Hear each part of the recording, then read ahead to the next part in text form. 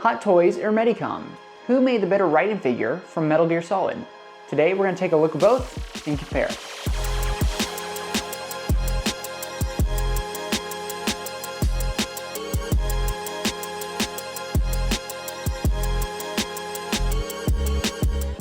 Hey everybody, welcome back. Today we're going to be comparing Metal Gear Rising's Raiden from Hot Toys against Medicom's Real Action Heroes Metal Gear Solid 4 Raiden. These are both 1/6 scale figures. They're actually the only action figure style figure that I have in my collection. The rest are all statues, and but I couldn't give these guys up. I've had them for years and I love them so much, so we're going to take a look at both of them today. I am a huge fan of the Metal Gear Solid series. I played the crap out of Metal Gear Solid 4. I have the Big Boss achievement, so if you know that one, you're an OG because that was really, really hard to get.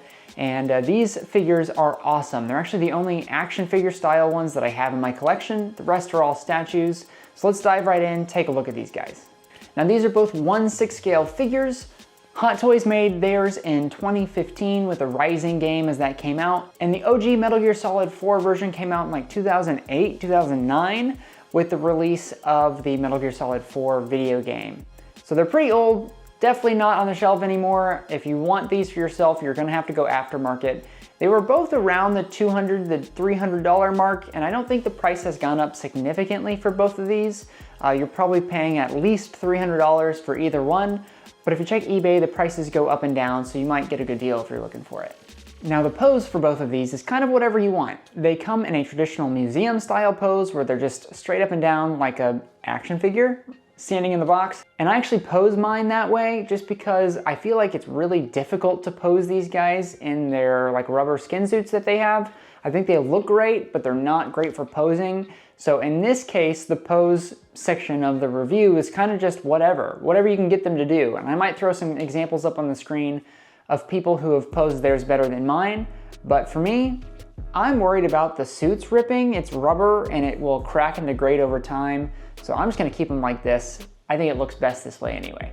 I show them together. I think they look cool standing next to each other in kind of the same pose. So museum style it is.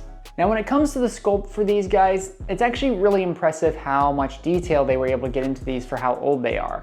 The Metal Gear Solid 4 version has a lot of detail in the suit. The bodysuit is all basically one big piece of rubber, and you can see all the muscle lines that go into it, as well as a lot of depth and dimension separating out the different segments. The hands, of course, are really detailed. The chest and body is very detailed with the small rivets.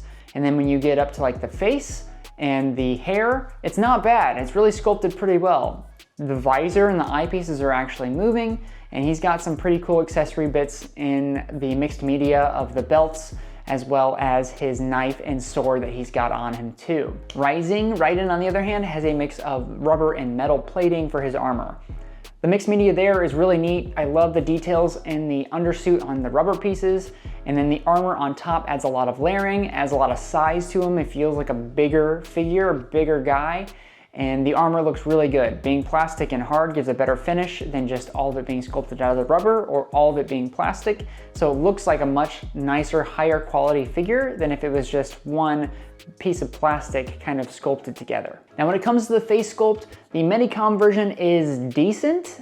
I don't think it's bad by any stretch, but it's not great either. It's kind of the time, very much 15 years ago. Compared to the Hot Toys one, the Hot Toys definitely do a better job on making those faces realistic, as well as giving more detail in things like the hair. If you look at the hair on the old one versus the newer one, you can tell a clear difference of which one has more detail in it. Now the last thing that I want to talk about for the sculpts are the stands. The Rising version, the Hot Toys version, actually comes with a pretty nice stand, just a traditional Hot Toys stand. Got kind of like a groin holder area, so you can plop him right on top. And then the base that he's standing on is a cool Metal Gear Solid Rising logo, basically. And it adds a bit to the character, adds a bit to the figure as you're displaying it on your shelf. The Metal Gear Solid 4 version, on the other hand, has the world's crappiest base. I swear to God, this thing just falls apart in your hands. I kind of just left that in the box. It wasn't even worth it. I bought a base off of Amazon. You can get these super cheap. And I just used like a plain all black plastic base for him because it was significantly better than what he came with.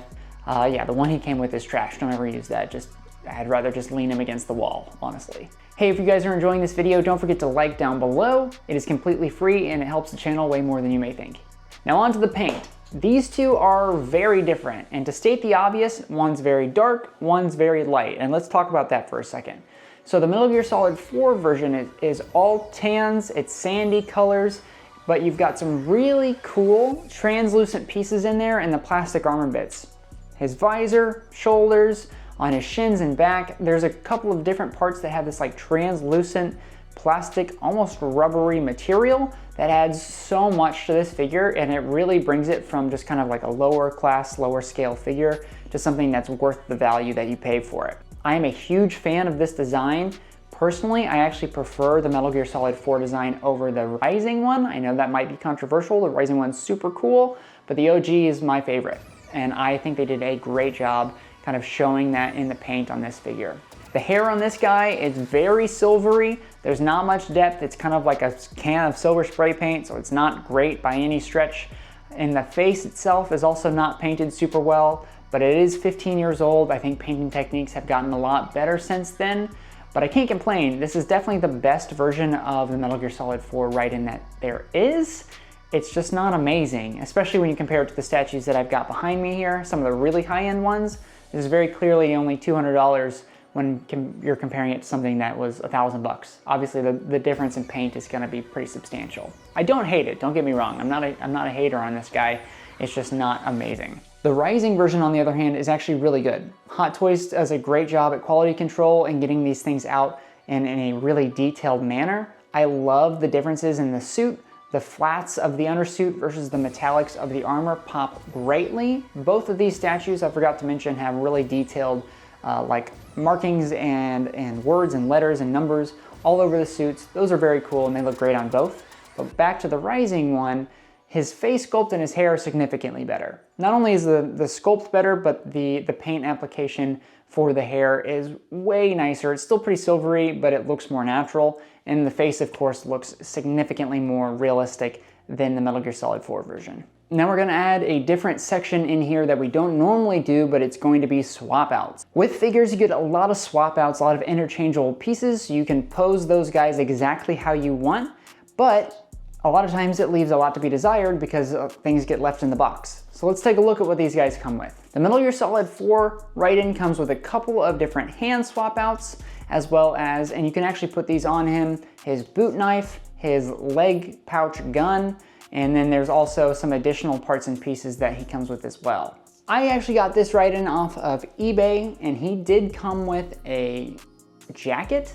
So if you guys are familiar with the Metal Gear Solid 4 game, you know that towards the end of the game, Raiden is wearing a leather coat over top of his regular outfit here, and mine came with it. I actually personally don't know if this comes with a statue. I don't think it does, but the guy that I bought mine from had it displayed on him like that, so I got a coat, which is kind of cool. If you want to display him like at the end of the game, that's pretty neat. The Rising version actually has a bit more than the Metal Gear Solid 4 version when it comes to swap outs. He's got a couple more hands that you can choose from, and he's also got a few different visors. What I've got on him right now is the open visor, but he also comes with a closed visor that's just in the middle and it clips across his face. There's also different chest pieces that you can move or you can change. Swapping out to the different chest pieces actually allows him for more arm articulation. I don't bother with it because, again, I just leave him in a museum pose, but if you wanted to try to make his arms move more in front of him, you could put those smaller chest pieces on so he can actually extend his arms out further. He also comes with a rifle, which the other one doesn't, so if you wanted to display him in more of a tactical stance, you could put a rifle in his hands. Now, no statue's perfect, and I have a bit of a list for both of these guys, so let's take a look. I don't really like how you can't pose these figures. They're kind of just imposable. The way that the bodysuits are built and the stiff joints, it doesn't leave much room for you to actually move them around. When you try to, literally like 45 degrees out is about as far out as you can get their arms to go. So you're kind of stuck with just a museum pose or significant damage to the figure to get them to where you want them to be, which doesn't seem worth it at all to me. So I'm not a fan of that. I would much rather have these guys in statue form, But first of all, there's only like one statue that was ever made of the Rising version. He's 1/6 scale too, and it doesn't look great. The Hot Toys version actually looks better than the statue. And the price you pay for the statue is insane. It's like 1,600 bucks or something compared to $250 for the Hot Toys one. Yeah, I'm gonna go with the Hot Toys every time. It is not worth that money. Another big gripe that I have is actually why I got out of figure collecting, like action figure style collecting, and more into statues. Figures come with a lot of stuff, as you saw in the swap out portion, which is awesome, but you have to put a lot of it away, and it kind of sucks. I really like how statues come with a set pose, which is often way more dynamic than a figure can be. Plus, there's no joint seams, there's all the stuff is out. Often if you have swap outs, they'll allow you a spot to keep it even out on display, so you can have the swap out right there too. I just prefer statues for that reason. Now my wish list for these figures isn't a ton. Honestly, I would rather just have statues of these guys. I think that they're great as is for what they are, but when you get into the statue realm, it's just better. All right, I hope you guys enjoyed the throwback review to the Metal Gear Solid series. Now let's take a look at both of these Raidens right here.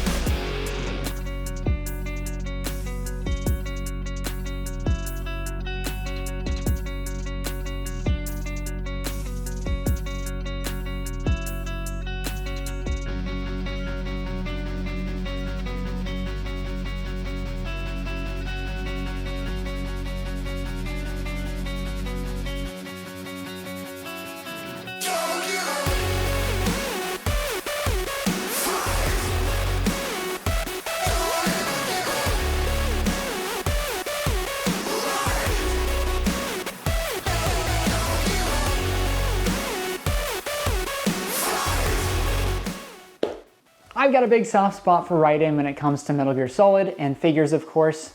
What do you guys think? Did these figures hold up? They're over 10 years old, and you can clearly see how times have changed with new stuff coming out compared to these old ones. Let me know in the comments down below what you thought. Please consider subscribing, and I will see you guys in the next Figure Friday.